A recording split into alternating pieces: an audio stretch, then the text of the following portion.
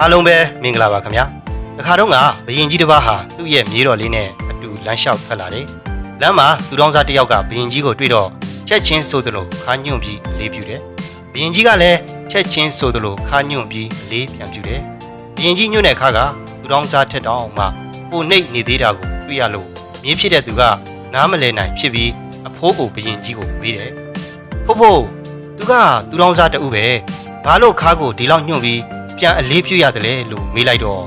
ဘယင်ကြီးကမြေဖြစ်တဲ့သူကိုပြန်ပြောတယ်သူတော်စားတအုပ်ကဘယင်တစ်ပါးထက်တောင်ပိုရင်ကျေးတာကိုငါလက်မခံနိုင်ဘူးဆိုပြီးမြေဖြစ်တဲ့သူကိုပြန်ပြောလိုက်ပါလေဟုတ်ကဲ့ပါတခြားသူတင့်ကိုလေးစားတာဟာတင်တော်လို့ထူးကဲလို့မဟုတ်ပါဘူးတခြားသူတင့်ကိုလေးစားတာဟာသူတို့တော်လို့ထူးကဲလို့ပဲဖြစ်ပါတယ်ထက်မြက်ထူးချွန်တဲ့သူတွေက